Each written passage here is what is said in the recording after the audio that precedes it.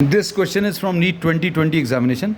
The statement of the problem says, in a guitar, two strings A and B made of the same material are slightly out of tune and produce beat frequency of 6 Hz.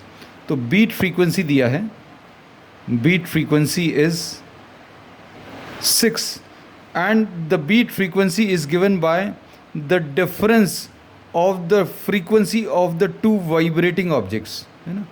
When tension in B is slightly decreased, the beat frequency increases. अब beat frequency increase हो रही है by 1, बस ये याद रखना. अब if the frequency of A is 530, frequency of A, इसकी frequency, A की frequency 530 हर्ट्ज दिया है, तो B की frequency 6 के डिफरेंस पर होगी. मतलब ये 530 प्लस 6 हो सकती है या 530 माइनस 6. मतलब इसका आंसर या तो 536 होगा या 524 होगा.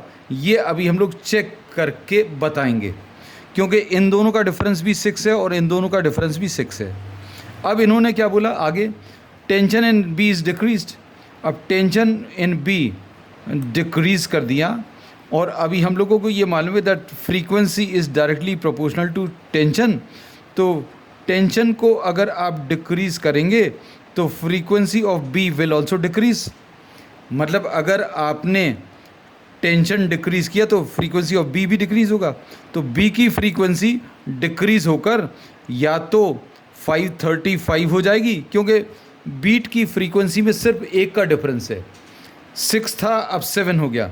तो अब हम लोगों ने बोला अब एक का अगर डिफरेंस है तो अब हम लोगों ने बोला कि टेंशन डिक्रीज़ करने पर फ्रीक्वेंसी डिक्रीज़ हो रही है, तो फ्रीक्वेंसी डिक्रीज़ करने पर ये 535 हो जाएगी या 523. अब इन दोनों में से केवल एक ही सही है. तो ये वेरीफाई करने के लिए आप इन दोनों का डिफरेंस देखो.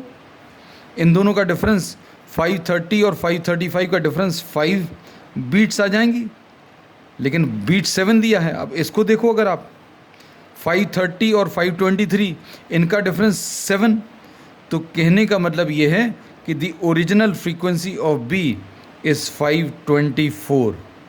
524 इसकी ओरिजिनल फ्रीक्वेंसी है and this is given in the third option.